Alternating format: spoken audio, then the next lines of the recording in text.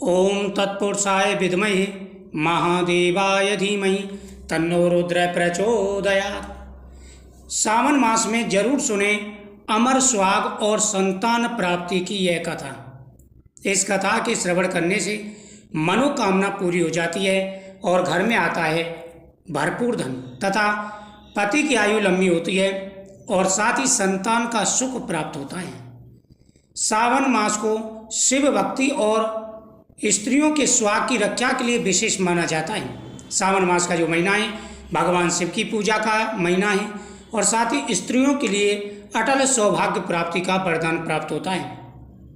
विशेषकर इस मास में सुहागिन स्त्रियां व्रत रखती हैं और भगवान शिव माता पार्वती की पूजा कर अखंड सौभाग्य की कामना करती हैं। इस माह में प्रचलित एक लोक कथा है जो सावन में अमर सुहाग की कहानी के रूप में जानी जाती है।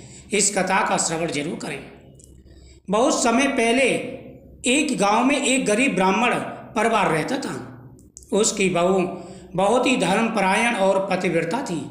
वह पूरे श्रद्धा भाव से हर सावन सोमवार को व्रत रखती और शिवजी की पूजा करती। वह व्रत करते हुए एक ही प्रार्थना करती, हे भोलेनाथ, जैसे माँ पार्वती को अमर सुहाग दिया, जैसे माता पार्वती को गणेश भगवान और कार्तिकेय भगवान जैसे पुत्र दिए, वैसे ही मुझे भी अखंड सौभाग्यवती बनाना और पुत्रवती बनाना।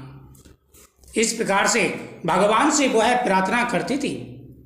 एक बार उस बहू के पति को किसी कार्यवश दूर देश जाना पड़ा। उसका तो नियम था कि वह भगवान की पूजा किया करती थी और जब सोमवार का व्रत रखती तो भगवान शिव और माता पार्वती से यही प्रार्थना करती थी। एक बार कोई ऐसा कार्य आ गया जिस कार्य की वजह से उसका पति कहीं बाहर दूर देश को चला गया। जाते समय उसने पत्नी से कहा, जब तक मैं ना लौट के आऊं मेरी राह देखना। पति के जाने के कई महीने बीत गए। सावन फिर से आया और स्त्री ने व्रत किया, परंतु इस बार कुछ बुरा हुआ। यात्रा में उसके पति को डाकुओं ने मार दिया और वह मरा हुआ वहीं पड़ा रहा। इधर क्या हुआ, जब उसका पति चला गया तो वह रास्ते में डाकुओं के द्वारा मार दिया गया और वहीं जंगल में फेंक दिया गया।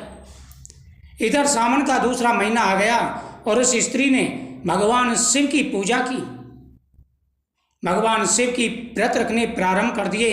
इधर स्त्री को जब यह खबर मिली तो वह रोती बिलखती शिव मंदिर पहुंची और शिवलिंग के सामने बैठकर बोली, हे भोलेनाथ, आपने मेरी श्रद्धा की परीक्षा ये ली है।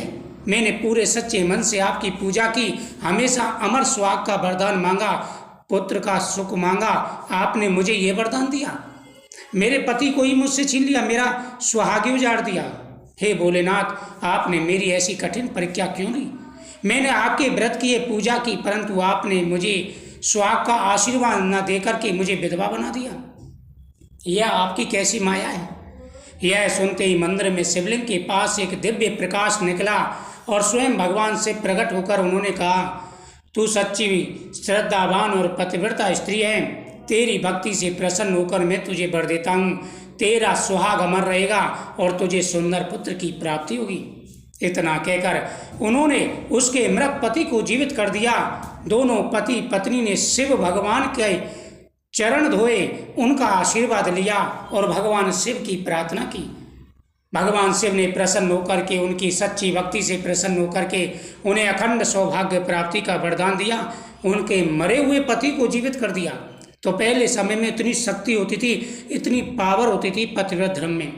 अगर अभी महिला सच्चे मन से पतिव्रत धर्म का पालन करे तो उनकी मनोकामना अवश्य पूरी होती है। उनके पति पर आया हुआ संकट टल जाता है तथा उन्हें सुंदर संतान की प्राप्ति होती है। आवश्यकता है सच्चे मन से भगवान शिव की आराधना करना, भगवान शिव की पूजा करना और सच्चे धर्म पर चलना। जो भी सच्चे धर्म पर चलते हैं, सावन के महीने में भगवान शिव की पूजा करते हैं, उनकी हर मनोकामना पूरी हो जाती है। सभी को भगवान शिव का पूजन और माता पार्वती का पूजन अवश्य करना चाहिए।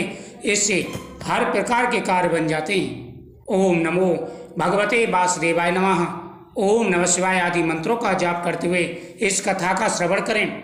इस कथा के श्रवण करने से अमर सौभाग्य प्राप्ति का अमर सुहाग का तथा सुंदर संतान प्राप्ति का आशीर्वाद प्राप्त होता है। ओम नमः शिवाय।